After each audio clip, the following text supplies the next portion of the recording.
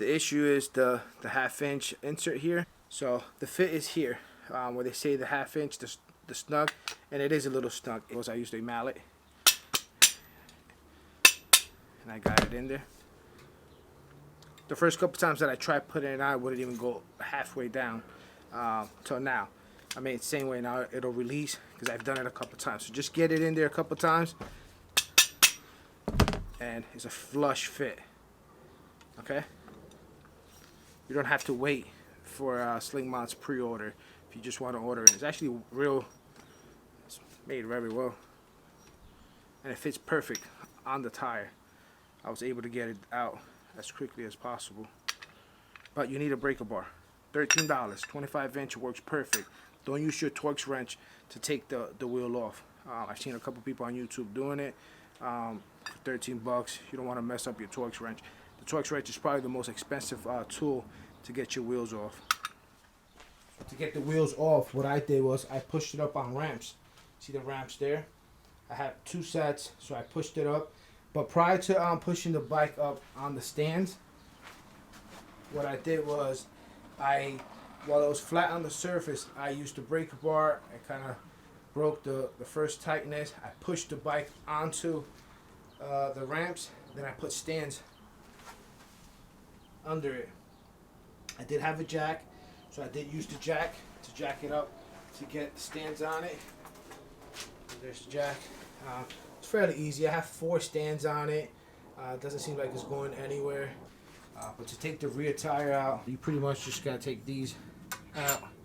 These 2 screws, 15 millimeter, and they hold the caliper, which I have there on the floor. You kind of just like grab it off, and then the back piece kind of just falls off. You should kind of like pay attention so it won't scrape it. And then the wheel just pops out. The rear tire took a little longer. I had never done it. Now that I've done it once, I'm pretty sure I can get it done fairly quickly if I had to change the brakes on the bike. The front, I've seen a couple people do it online, and the front was fairly easy. I mean, it took me about 10-15 minutes to do both tires.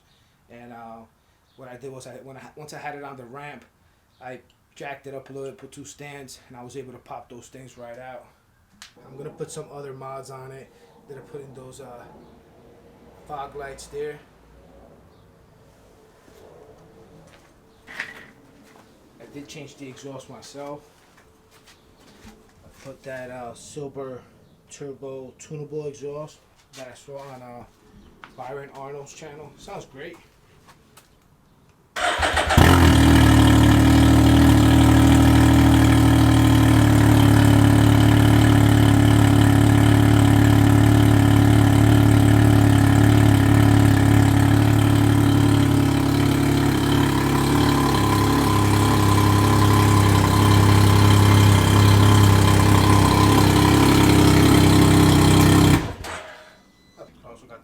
Right there.